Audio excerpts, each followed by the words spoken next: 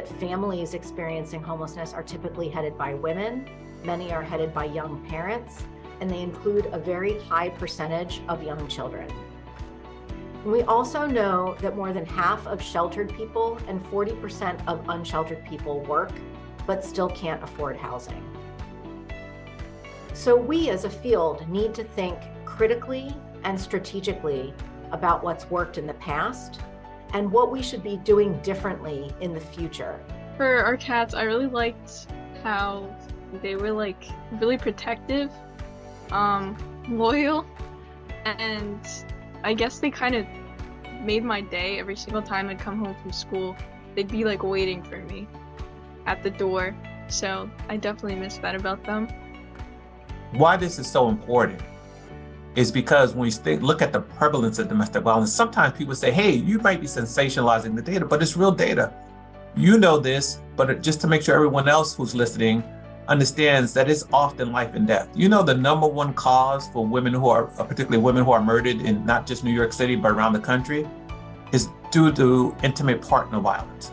So when we talk about risk and safety, we're often looking at those risks can lead to the worst outcome. So we want to understand risk and do something about it. And so with that, we created PALS, People and Animals Living Safely, as a pilot, because government was a little shaky to say, go full in, with pets in the environment. And so we did it as a pilot in 2013. Listening is the oldest and perhaps the most powerful tool of healing. It is often through the quality of our listening and not the wisdom of our words that we are able to affect the most profound changes in the people around us. When we listen, we offer with our attention an opportunity for wholeness. Our listening creates sanctuary for the homeless parts within the other person, that which has been denied, unloved, devalued by themselves and others. Excuse me, bittersweet moment. I was happy that I got her out of Pet Suites, but then I had pulled up, to drop her off, and we were sitting in the parking lot, and I opened her carrier, and she walked out, and she climbed up to my lap, and Phoenix, and I was holding her, and she just looked up at me, and she likes to put her paw on my cheek, and she just looked up at me like she was telling me it wasn't my fault, she wasn't mad at me, like she knew it was gonna be okay, but I felt so bad at the time. But when she did that, it just gave me like a sense of comfort. And so what is it that makes it so different? There's kind of like 5 basic elements. First of all, social recovery. And the belief is that human connection is therapeutic. Medication is therapeutic too. People still take medication for their illness, but human connection is therapeutic. And it actually can be more impactful than psychiatric interventions. Kinship, family, friends, and pets. And this has been in here, my PowerPoint, for years. Pets matter, because I saw pets everywhere in Italy. It's kind of like they're saying there's a hierarchy in advocates. There are advocates who went to law school and have a license to practice law. And there are advocates who have not gone to law school and do not have a license to practice law. Non-licensed advocates, non-attorney advocates can still have an amazing impact in the world. But there are certain things that you would only want a licensed attorney to do. So there is a difference between dogs that have gone through 2 years of training to be able to assist a blind person versus a dog that has not received any training.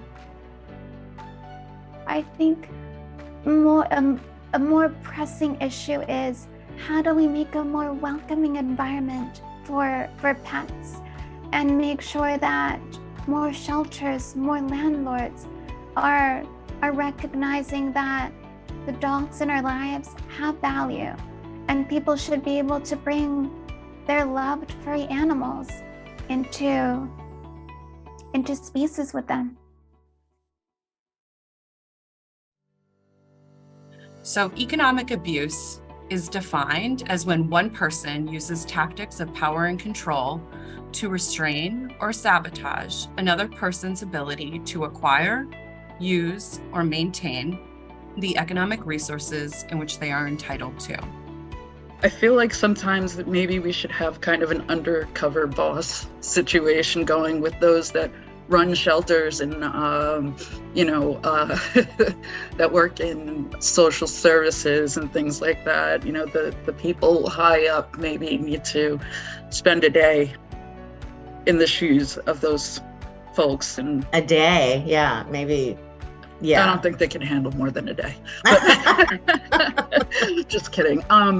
But I think it's the ability to put yourself in someone else's shoes is the biggest, most powerful thing that anyone can do. This bill is actually pretty simple. It would provide a grant program to help our shelters and transitional housing facilities retrofit and become compliant, so that they could also bring our unhoused animals and companion animals off the streets and into shelter, which is actually pretty simple, but would make a huge difference, because as this group knows, and I'm preaching to the choir here in its truest sense, as this group knows, we have to make sure we're protecting our animals. But a lot of folks are just simply not going to go to a shelter or go to some place where they cannot bring their companion, their member of their family. We started working and came up with these 9-10 principles of community-centric fundraising. The first one being that this work needs to be grounded in racial and economic justice. It means talking to our donors about where their family's wealth came from. It means talking about systemic inequity. It means talking about reparation. It means returning stolen indigenous land. These are things, right? And there's other ones, such as ensuring that we are not in competition with one another, but we're supporting one another. And also valuing time and volunteers. And so you can see the principles there. I hope you all enjoyed your last session of the conference. There was a lot of great material and content, and I sincerely hope that each of you gained something from them to put into practice and pass forward into your own communities.